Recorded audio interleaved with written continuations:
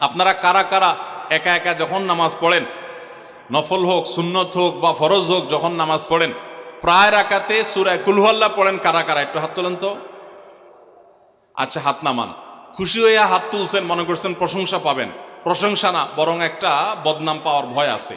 সূরা ইখলাস, এটাকে আমরা সাধারণত কুল হুয়াল্লাহ সূরা বলি, তাই না? ইখলাস মানেটা কি? আমরা যেহেতু এই সূরাগুলো নামাজের মধ্যে সবচেয়ে বেশি পাঠ করি, ঠিক না বেঠিক? এই সূরাগুলো অর্থাৎ শেষের দিককার সূরাগুলো আমরা যেহেতু বেশি নামাজের মধ্যে পাঠ করি, এই সূরাগুলোর অর্থ যদি আমি জানি, ব্যাখ্যা যদি আমি জানি, তাহলে নামাজের মধ্যে মনোযোগ ধরে রাখা সহজ হবে। কারণ আপনি মুখে কি পড়তেছেন, আপনি নিজে অর্থ বুঝেন না, মন্ত্রের মতো পাঠ করতেছেন। যদিও না বুঝে পড়লেও আপনি সওয়াব পাবেন, কিন্তু না বুঝে পড়লে তো আর এই কোরআনে আল্লাহ কি বলেছে এটা আপনি জানতে পারবেন না। না জানলে সে অনুযায়ী আপনি আমলও করতে পারবেন না। এই জন্য আমাদেরকে বুঝতে হবে। এই জন্য সূরা ইখলাস সম্পর্কে আমরা জানি। ইখলাস এই সূরার নাম হলো সূরাতুল ইখলাস বা ইখলাসের সূরা। ইখলাস শব্দের একটা অর্থ হলো পিওর করা, খাঁটি করা। তার মানে আমাদের ইবাদতটা শুধু আল্লাহর জন্য হবে, খাঁটি হবে, এখানে কোনো ভেজাল অন্য কারোর জন্য সেটা হবে না। আমাদের দোয়াগুলো সব শুধু আল্লাহর জন্য হবে, খাঁটি এবং ফ্রেশভাবে আল্লাহর জন্য নিবেদন করবো, সাথে আর কারোর সেখানে শরিক করব না। এই জন্য এই সূরার নাম ইখলাস, যে এই সূরার মধ্যে আল্লাহর ইবাদত, একত্ববাদ, তাওহীদ, এটাকে খাঁটি করবার নির্দেশ দেওয়া হয়েছে। আল্লাহর কোনো শরিক নাই, এই জন্য এটাকে সূরা ইখলাস বলা হয়েছে, খাঁটি করার সূরা, ঈমানকে বিশুদ্ধ করা, তাওহীদকে ঠিক করার সূরা। একইভাবে ইখলাসের আরো বিভিন্ন অর্থ এবং বিভিন্ন ব্যাখ্যা আছে, আমরা শুধু এইটুকু বলি। এরপর আসা যাক সূরা কুল হুয়াল্লাহ। কেন আল্লাহ তাআলা এই সূরাটা নাজিল করলেন? কোরআনে কারীমের বিভিন্ন সূরা, বিভিন্ন আয়াত নাজিলের প্রেক্ষাপট আছে, যেটাকে শানে নুজুল বলা হয়। কেন এই সূরা আল্লাহ তাআলা আমাদেরকে দিয়েছেন, এ সম্পর্কে প্রিয় নবী সাল্লাল্লাহু আলাইহি সাল্লামের এক সাহাবী, তার থেকে একটি হাদিস বর্ণিত আছে। সেই হাদিসের আলোকে আমরা জানি যে মক্কার মুশরিকরা, মক্কার কাফিররা, অবিশ্বাসীরা, তারা প্রিয় নবী সাল্লাল্লাহু আলাইহি সাল্লাম যখন তাওহীদের দাওয়াত দিলেন, আল্লাহর পথে আসার দাওয়াত দিলেন, তারা বলল, মুহাম্মদ, আমরা তো সবার বংশ পরিচয় জানি। সেই যুগে মানুষ ওটের পর্যন্ত বংশ পরিচয় জানতো, শিখতো। তো নবী সাল্লাল্লাহু আলাইহি সাল্লামকে তারা জিজ্ঞাসা করেছে, মুহাম্মদ, তোমার যে আল্লাহর কথা বলো, ঈমান আনার জন্য বলো, তোমার আল্লাহর বংশ পরিচয়টা একটু আমাদেরকে জানাও। মক্কার মুশরিকদের এরকম হাস্যকর দাবি শোনার পর প্রিয় নবী সাল্লাল্লাহু আলাইহি সাল্লামের প্রতি আল্লাহ তাআলা এই সূরা নাজিল করে তাদের এই প্রশ্নটা যে অবান্তর, আল্লাহ তাআলার যে কোনো বংশ পরিচয় নাই, আল্লাহর যে কোনো জন্মদাতা নাই, তিনি যে কোনো জন্মদাতার মুখাপেক্ষী নন, সে বিষয়টাকে আল্লাহ তাআলা বিশদভাবে এই সূরাতে বিবৃত করেছেন, বর্ণনা দিয়েছেন। এই জন্য ওই প্রেক্ষিতে এই সূরাটা নাজিল হয়েছে।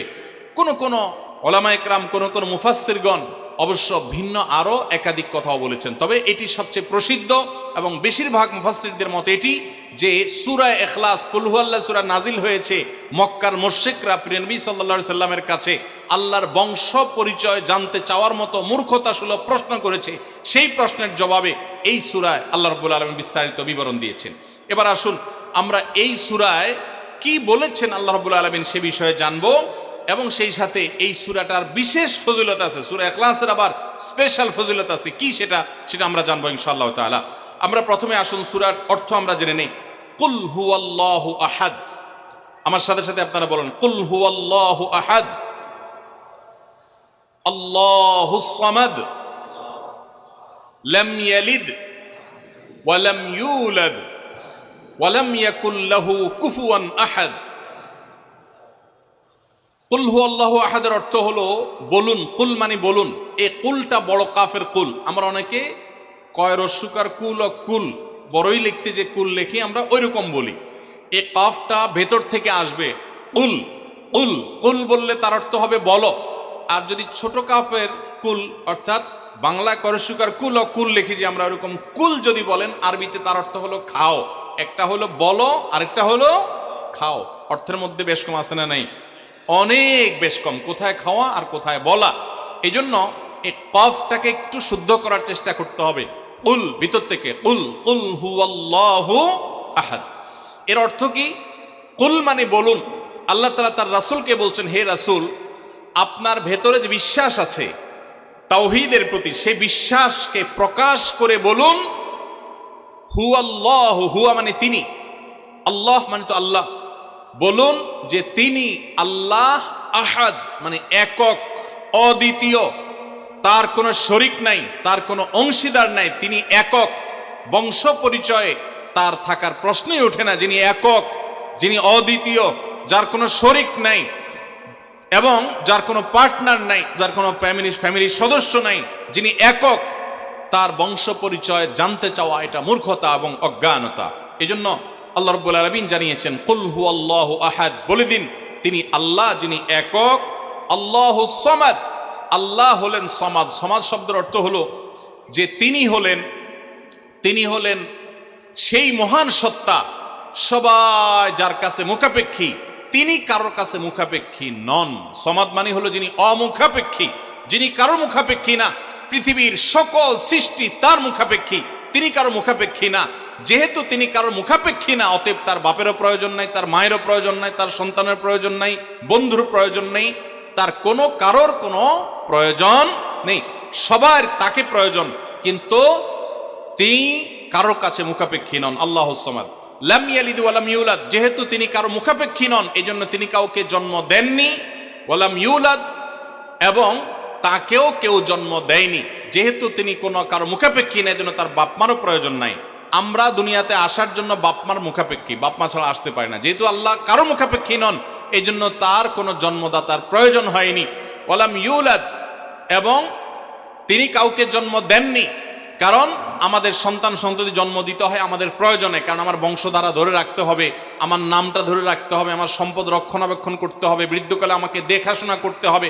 এইসব কারণে আমাদের সন্তানের প্রয়োজন হয়।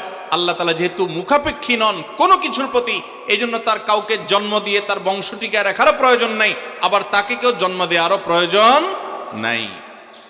ওয়ালাম ইয়াকুল্লাহু কুফুয়ান আহাদ, আর তার কোনো সমকক্ষ নাই, তার সমান কেউ নাই, তার সাথে কোনো প্রকার সাদৃশ্য হতে পারে এমন আর কেউ নাই। তিনি অদ্বিতীয়, তিনি একক। এই ছোট ছোট 4টি সূরায় আল্লাহ তাআলার 3টি গুণবাচক নাম আল্লাহ উল্লেখ করেছেন। আল্লাহর মূল নাম যেটা, সেটা উল্লেখ করেছেন আল্লাহ, তার জাতে পাকের নাম। আর এর পাশাপাশি আরো 2টি গুণবাচক নাম উল্লেখ করেছেন। এক হলো আহাদ, মানে একক, এটা আল্লাহর গুণবাচক নাম। আর এটা হলো সমাদ, এটাও আল্লাহর গুণবাচক নাম। এই নামগুলো আল্লাহ তাআলা উল্লেখ করেছেন। এই যে সূরাটা, সূরা ইখলাস আমরা জানলাম, এর অর্থ আমরা শুনলাম। এই সূরার ফজিলত কি? 3টা ফজিলত আপনারা শুনেন। 1 নম্বর, নবী করিম সাল্লাল্লাহু আলাইহি সাল্লাম বলেছেন, এই সূরা ইখলাস এটা হলো কোরআনে কারীমের 3 ভাগের 1 ভাগ। বলেন সুবহানাল্লাহ। সূরা ইখলাস বা কুল হুয়াল্লাহ সূরাটা হলো কোরআনে কারীমের কয় ভাগের 1 ভাগ? 3 ভাগের 1 ভাগ। 3 ভাগের 1 ভাগের মানে কি? এই সম্পর্কে কোন তাফসীরবিদগণ বলেছেন, এর মানে হলো গোটা কোরআনে আল্লাহ তাআলা মৌলিকভাবে 3টা বিষয়ের আলোচনা করেছেন। কয়টা বিষয়? এই পুরা কোরআন জুড়ে আল্লাহ তাআলা আলোচনা করেছেন কয়টা বিষয়ে? 3টা বিষয়। নাম্বার 1 তাওহীদ, একত্ববাদ, ঈমান সম্পর্কে। নাম্বার 2 আখবার, বিভিন্ন জাতি গোষ্ঠীর ইতিহাস আল্লাহ এখানে আলোচনা করেছেন। নাম্বার 3 এই কোরআন আল্লাহ তাআলা আলোচনা করেছেন আহকাম বা বিধিবিধান। ঈমানটা মানুষের, বিশ্বাসটা মানুষের সবচেয়ে গুরুত্বপূর্ণ। বিশ্বাস মানুষকে পরিচালনা করে, জন্য কোরআনে এটার আলোচনা সবচেয়ে বেশি। এরপর ইতিহাসের আলোচনা মানুষের অনেক বেশি প্রয়োজন শিক্ষা গ্রহণ করবার জন্য পূর্বের ঘটনাবলী থেকে, সেজন্য সেগুলোও আছে। আর 3 নম্বর বিধিবিধান, মানুষ কিভাবে চললে কোন দিকে গেলে লাভ হবে, কোথায় গেলে ক্ষতি হবে, সে হালাল হারামের বিবরণ কোরআনে আছে। 3টা বিষয়ের আলোচনার মধ্যে একটা হলো তাওহীদ বা ঈমান। এই সূরা ইখলাস এমন একটা সূরা কোরআনের, এই একটা সূরাতে পুরা সূরার 4টা আয়াতের সবগুলো আয়াতে শুধু ঈমান সম্পর্কে, শুধু আল্লাহর জাত সম্পর্কে বলা আছে। বলেন সুবহানাল্লাহ। ভাইরা আমার, এই সূরা ইখলাস বা সূরা কুল হুয়াল্লাহ এটা কোরআনে কারীমের 3 ভাগের 1 ভাগ। এটার একটা ব্যাখ্যা। আরেকটা ব্যাখ্যা হলো, কোরআনে কারীম যদি কেউ পুরাটা পড়তে পারে, যে পরিমাণ সওয়াব সে লাভ করবে। শুধু কুল হুয়াল্লাহ সূরা যদি একবার পাঠ করে, কয়বার? একবার যদি পাঠ করে, কোরআনে কারীমের 3 ভাগের 1 ভাগ তেলাওয়াত করার সওয়াব আল্লাহ তাআলা ওই ব্যক্তিকে দান করেন। তাহলে যদি কেউ 3 বার পাঠ করে, তাহলে এখান থেকে বোঝা যায় যে আল্লাহ তাআলা তাকে পুরা কোরআন একবার তেলাওয়াতের সওয়াব দান করবেন। পুরা কোরআন কষ্ট করে তেলাওয়াত করলে সেটার যে মর্যাদা হবে সেটা অবশ্যই ভিন্নতর। কিন্তু 3 কুল সূরা ইখলাস এটাকে 3 বার পাঠ করলে আল্লাহ রাব্বুল আলামিন কোরআনে কারীমের পূর্ণাঙ্গ কোরআন তেলাওয়াতের সওয়াব পাবেন বলে অনেক উলামা ইকরাম, মুহাদ্দিসিন ইকরাম বলেছেন এই হাদিসের আলোকে। এটা হলো এর দ্বিতীয় ফজিলত। প্রথম ফজিলত। দ্বিতীয় ফজিলত হলো, আমাদের প্রিয় নবী সাল্লাল্লাহু আলাইহি ওয়াসাল্লামের সময়ে তিনি এক দলকে একটা অভিযানে পাঠিয়েছেন। তাদের মধ্যে যিনি ইমাম সাহেব ছিলেন, ওই আল্লাহর বান্দা প্রত্যেক নামাজের মধ্যে যে কোনো সূরা পড়তেন, যে কোনো কেরাত পড়তেন, শেষে সূরা ইখলাসটা অবশ্যই পাঠ করে তারপর রুকুতে যাইতেন। এখন সাহাবীদের মধ্যে একটা প্রশ্ন দেখা দিল যে এই লোকটা প্রত্যেক রাকাত নামাজে সূরায়ে ফাতিহা আলহামদু সূরা পাঠ করার পর যেই সূরাই পড়েন, যেই কেরাতই পড়েন, সাথে আবার কুল হুয়াল্লাহটা কেন পড়েন? আমরা তো নবী সাল্লাল্লাহু আলাইহি ওয়াসাল্লাম কিরম করতে দেখি নাই। তখন সাহাবীরা এসে নবী সাল্লাল্লাহু আলাইহি ওয়াসাল্লামকে জিজ্ঞাসা করলেন, ইয়া রাসূলুল্লাহ, আমাদের ইমাম সাহেব যাকে আমাদের সাথে আপনি দিয়েছেন, যিনি আমাদের সাথে আসেন, এই ব্যক্তি প্রত্যেক রাকাতে অন্য যা পড়ুক আর না পড়ুক এই কুল হুয়াল্লাহ সূরাটা উনি পড়ে, এটা উনি ছাড়ে না, এর কারণটা কি? তখন নবী সাল্লাল্লাহু আলাইহি ওয়াসাল্লাম জিজ্ঞাসা করলেন ওই ব্যক্তিকে যে তুমি কেন এই সূরা পাঠ করো? অবশ্যই অবধারিতভাবে সূরা ফাতিহা না প্রত্যেক রাকাতে ফিক্সড, অন্য কোনো সূরা তো ফিক্সড না, তুমি অন্য যাই পড়ো সাথে প্রত্যেক রাকাতে কুল হুয়াল্লাহ দিয়ে শেষ করে তারপর রুকুতে যাও কেন? তখন সে সাহাবী বলেন, ইয়া রাসূলুল্লাহ, আমি কেন পড়ি? কারণ কোরআনে কারিমে এই একটা সূরা, সূরা ইখলাস বা কুল হুয়াল্লাহ সূরাটা একমাত্র সূরা যেই সূরার শুরু থেকে শেষ পর্যন্ত সবগুলো আয়াতে শুধু আমার আল্লাহর কথা বলা আছে। কোরআনের অন্য কোনো সূরা এমন নাই যেই সূরার শুরু থেকে শেষ পর্যন্ত পুরো সাবজেক্ট আগা টু গোড়া পর্যন্ত সবগুলো বিষয়, সবগুলো আয়াতে শুধুমাত্র আল্লাহর পরিচয় দেওয়া হয়েছে এমন আরেকটা সূরা নেই। যেহেতু এখানে শুধু আল্লাহর কথাই বলা হয়েছে, এই জন্য এই সূরাকে আমার অনেক বেশি পছন্দ হয়, এই জন্য এই সূরাকে অনেক বেশি আমি ভালোবাসি। আমার আল্লাহর আলোচনা এখানে, অন্যান্য সূরাতে কোথাও ইতিহাস, কোথাও হালাল হারাম, কোথাও বিধিবিধান, কোথাও অন্যান্য আলোচনা আছে, কিন্তু এই সূরায় শুধু আমার আল্লাহর কথা বলা আছে। এই জন্য আল্লাহর মহব্বতে এই সূরাকে আমি অনেক ভালোবাসি, কুল হুয়াল্লাহ সূরাকে। নবী করিম সাল্লাল্লাহু আলাইহি ওয়াসাল্লাম তখন বলেছেন, তোমার এই ভালোবাসার কারণে আমার কাছে ওহী আল্লাহ পাঠিয়েছেন যে আল্লাহ তাআলা তোমাকে স্পেশালি ভালোবাসেন। এবং অন্য বর্ণনায় আসছে নবী সাল্লাল্লাহু আলাইহি ওয়াসাল্লাম বলেছেন, হুব্বুকা ইয়াহা ইউদখিলুকাল জান্নাহ, তুমি এই সূরাকে যে ভালোবাসো, এই ভালোবাসার কারণে আল্লাহ তাআলা তোমাকে জান্নাতে প্রবেশ করাবেন, সে ওয়াদা করেছে। অতএব ভাইরা আমার, সূরা ইখলাস বা কুল হুয়াল্লাহ সূরাকে স্পেশালি আমরা মহব্বত করব, ঠিক আছে না ইনশাআল্লাহ? এই সাহাবীর পাশাপাশি মদিনায় আরেক সাহাবী, তিনিও ইমামতি করতেন এবং ইমাম হিসাবে দায়িত্ব প্রাপ্ত ছিলেন নবী সাল্লাল্লাহু আলাইহি ওয়াসাল্লাম তরফ থেকে, তিনিও একই কাজ করতেন।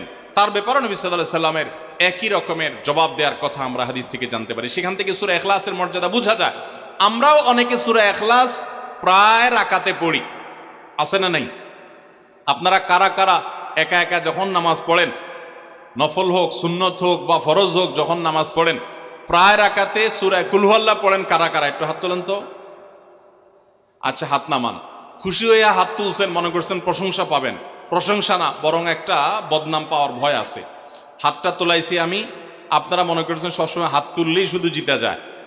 দেখেন, যারা সূরা ইখলাসকে মহব্বত করে, এই যে ঘটনা আমরা শোনালাম নবী সাল্লাল্লাহু আলাইহি ওয়াসাল্লাম, এটা জেনে যে আমার আল্লাহর আলোচনা আছে এই সূরায়, অন্য কোনো আলোচনা নাই, আল্লাহর পরিচয় উল্লেখ করা আছে, আল্লাহর বৈশিষ্ট্য এবং ক্ষমতার উল্লেখ আছে, সেই মহব্বতে যদি কেউ সূরা ইখলাসকে মহব্বতের সাথে ধীরে ধীরে পড়ে, তাহলে তো তিনি অবশ্যই আল্লাহর কাছে বিশেষ মর্যাদা পাবেন। ওই সাহাবীর মতো আল্লাহর ভালোবাসা পাওয়ার সম্ভাবনা জোরালো। তবে আমাদের বেশিরভাগ মানুষ কুল হুয়াল্লাহ সূরা দিয়ে নামাজ পড়ে নামাজ শর্ট করার জন্য, ঠিক না বেঠিক? তাহলে এবার যদি আমি বলি কারা কারা নামাজ সংক্ষেপ করার জন্য কুল হুয়াল্লাহ সূরা দিয়ে নামাজ পড়েন, তাহলে দেখা যাবে হাত ওইগুলো আবার উঠছে। তাহলে সংক্ষেপ করার উদ্দেশ্যে সূরা কুল হুয়াল্লাহ পড়লে সেটার কারণে আল্লাহর কাছে সওয়াব পাবেন না, বরং আপনার নামাজের মর্যাদা আরো কমবে। নামাজ কি সংক্ষেপে করতে হয় না লম্বা সময় নিয়ে করতে হয়? আমরা খাওয়াটা খুব ধীরে সুস্থে খাই, ঘুমটা খুব ঠান্ডা মাথায় যায়, কাজকাম খুব ঠান্ডা মাথায় করি, শ্বশুরবাড়ি গেলে খুব আস্তে ধীরে যাই, সব কাজগুলো আমরা ধীরে সুস্থে করা পছন্দ করি। শুধু নামাজের বেলা আসলে, জিকির তসবির বেলা আসলে আমরা 4G 5G গতিতে, তুফান মেইলের গতিতে যত তাড়াতাড়ি সম্ভব করার চেষ্টা করি। সব জায়গায় গতি ভালো না, মোবাইলের নেট স্পিডের গতি ভালো বুঝলাম, কিন্তু তেলাওয়াত যে যত ধীরে ধীরে করবে, নামাজ যে যত আস্তে আস্তে পড়বে, আপনি মসজিদে লক্ষ্য রাখবেন, আপনার মসজিদে যেই লোকটার নামাজের সবচেয়ে বেশি সময় লাগায়, যেই লোকটার 2 রাকাত নামাজে সবচেয়ে বেশি সময় ব্যয় করে, আপনি নিশ্চিত ধরে নেবেন এই লোকটার নামাজি হিসাবে তত আল্লাহর কাছে প্রিয় এবং শ্রেষ্ঠ। অতএব সময় নিয়ে নামাজ পড়বো তো ইনশাল্লাহ। আমাদের অনেকেরই তাড়াহুড়া করে নামাজ পড়ার স্বভাব আছে ভাইরা, ভালো না এটা। যাই হোক, তো সূরা ইখলাস আমরা এটাকে সংক্ষেপ করার জন্য পড়বো না, মহব্বত করার জন্য পড়বো আজ থেকে, ঠিক আছে তো ইনশাল্লাহ।